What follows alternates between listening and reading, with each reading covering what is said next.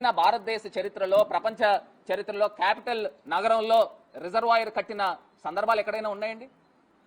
ఏంటండి అసలు ఇవాళ ఒక సెంటిమెంట్ని రేస్ చేసి ప్రజల మనోభావాల్ని వాళ్ళని ఒక మభ్యలో పెట్టి ఇవాళ తీసుకొచ్చి జగన్మోహన్ రెడ్డి గారిని అమరావతికి విలన్ కింద చేసే కార్యక్రమం చేస్తూ ఉన్నారు. ఆయన భవిష్యత్తు ఆలోచిస్తున్నారు. నువ్వు 2 లక్షల కోట్ల రూపాయలు నువ్వు పెట్టుబడి పెడతానంటున్నావు, ఎక్కడి నుంచి తీసుకొస్తావు నాయన అని భవిష్యత్తు ఆలోచిస్తున్నారు. ఆ 2 లక్షల కోట్లు నువ్వు తెస్తే సరికాదు, ఆ 2 లక్షల కోట్లకి వడ్డీ ఎంత అవుతుంది, దానికి ఈఎంఐలు ఎంత కట్టాలి, ఆ డబ్బులు ఎక్కడి నుంచి తీసుకొస్తారు, ఇవన్నీ చెప్పాల్సిన బాధ్యత ఒక ప్రతిపక్ష నాయకుడిగా జగన్మోహన్ రెడ్డి గారికి లేదా అని అడుగుతాను. ఆయన ఒక కన్సల్టెన్సీ కంపెనీకి ఇచ్చి 100 కోట్ల రూపాయలు దానికి ఖర్చు చేసి మాస్టర్ ప్లాన్ తీసుకున్న సందర్భం. మరి ఇవాళ నేను అడుగుతున్నా, ఇదే మీ సామాజిక వర్గము మీకు మద్దతు ఇచ్చిన వ్యక్తులు ఏబి వెంకటేశ్వరరావు కానీ, వడ్డీ శోభనాద్రీశ్వర స్వామి కానీ, శోభనాద్రీశ్వర్ కానీ, లేకపోతే ఆ కల్లూరి రమేష్ కానీ, మీరు ఉత్తమ జర్నలిస్ట్ అవార్డు కూడా ఇచ్చారండి. వాళ్లే చెప్తా ఉన్నారు ఇక్కడ అంతా జరిగేది అన్యాయం అని.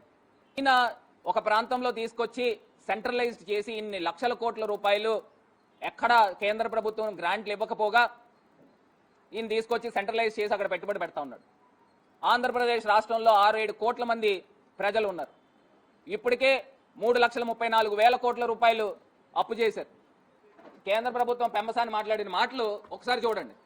ఆయన ఏం మాట్లాడాడు? 50 సంవత్సరాలు పడుతుందట అమరావతి కట్టడానికి. మీరేదో తీసుకొచ్చి లక్షల కోట్ల రూపాయలు అప్పు చేస్తారని ఆ రోజు మద్దతు ఇవ్వలే. ఇప్పుడున్న ప్రజెంట్ పొజిషన్లో ఒక అద్భుతమైన మెట్రోపాలిటన్ సిటీ కానీ, ఒక పోర్ట్ సిటీ కానీ ఉంటే దానికి ఒక 10,000 కోట్ల రూపాయల ఇన్వెస్ట్మెంట్స్ తీసుకుని వస్తే ఆంధ్రప్రదేశ్ రాష్ట్రము ఉజ్వలంగా భవిష్యత్తు ఉంటుంది అనే ఒక ఉద్దేశంతో జగన్మోహన్ రెడ్డి గారు ఆలోచన చేశారు ప్లాన్ బికి. ఇవన్నీ అంశాలు వాస్తవాలు.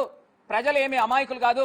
ప్రజలందరూ కూడా ఒకసారి విచక్షణతో ఒక ఇమోషన్ కి, సెంటిమెంట్ కి వీళ్ళు డ్రైవ్ చేసి మిమ్మల్ని అందులోకి తీసుకుని వచ్చి ఆ మబ్బుల్లోనూ దీంట్లోనూ ఉంచే కార్యక్రమం, డిబేట్ల మీద డిబేట్లు నడిపి ఈ రకంగా ట్రోలింగ్ల మీద ట్రోలింగ్లు చేసి ఈ రకంగా ప్రజల యొక్క అటెన్షన్ని, వాస్తవాల్ని డైవర్ట్ చేసే కార్యక్రమము ఇవాళ ఆంధ్రప్రదేశ్లో జరుగుతూ ఉన్నదనేది ముమ్మాటికి వాస్తవం.